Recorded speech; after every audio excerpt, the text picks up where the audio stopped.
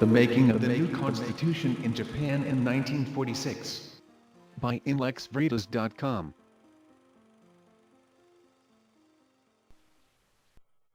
In this virtual room, this is a place, in the heart of Tokyo, where the meeting for drafting the new Japanese constitution took place between the Japanese officials and the U.S. occupation forces on February 22 of 1946.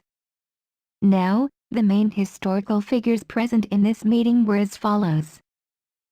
On the Japanese side, on my left, the cabinet-level minister heading the drafting work was Dr. Joji Matsumoto, accompanied by Foreign Affairs Minister, Mr. Shigeru Yoshida, who was sitting to his right.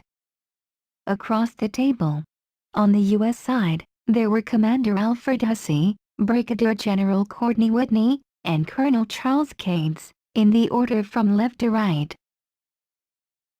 General Whitney was Chief of Government Section at GHQ, and was known to have reported directly to General Douglas MacArthur in the matters of the new Japanese Constitution.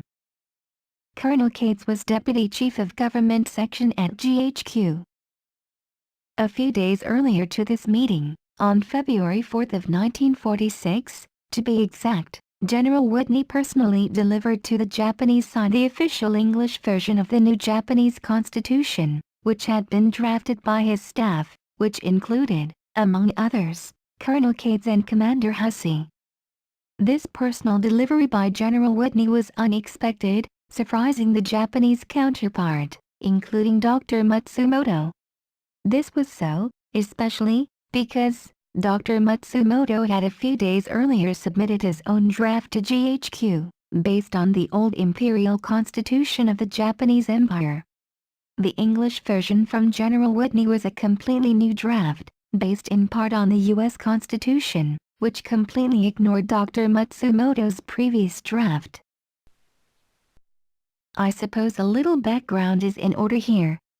Up to about December of 1945, the U.S. occupation forces seemed to take a laissez-faire attitude toward the new Japanese Constitution, leaving most of drafting work to the Japanese side, while maintaining that certain core democratic principles as set forth in the Potsdam Declaration be respected. However, the reactionary royalist forces in Japan, which included Dr. Matsumoto, wanted to keep the institutional changes to the very minimum.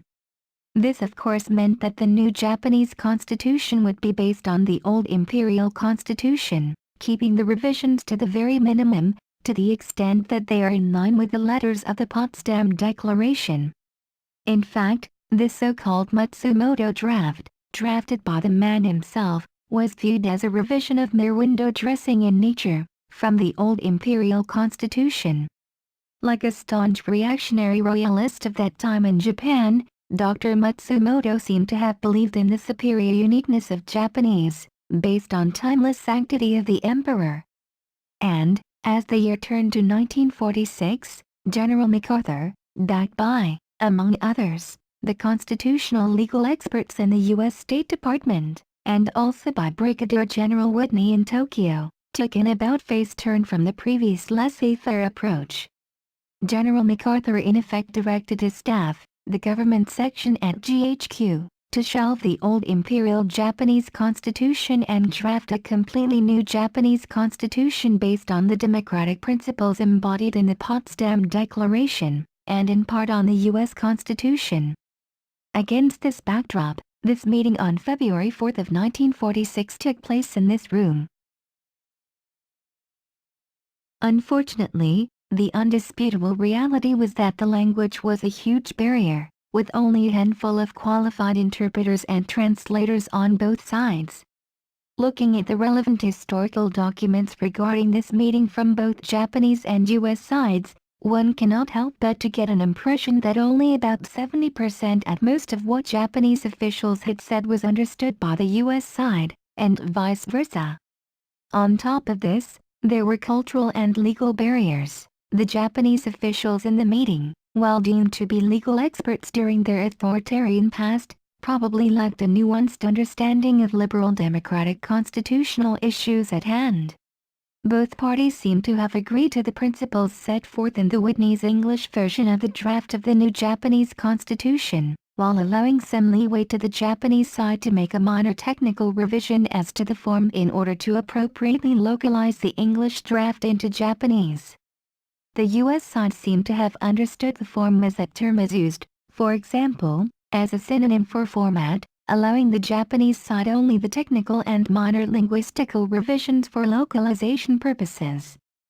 On the other hand, the Japanese side seemed to have taken the term, form, intentionally or unintentionally, in the broadest sense, to mean something very close to formation, allowing the Japanese side to revise and translate the Whitney's English draft, very liberally, to have it comported to the local parlance and legalese.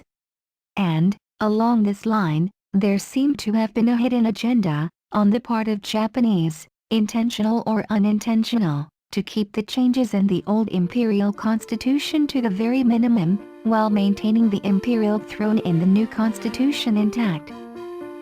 Well, enough said about the background, and without further ado, let's see how this meeting actually turned out.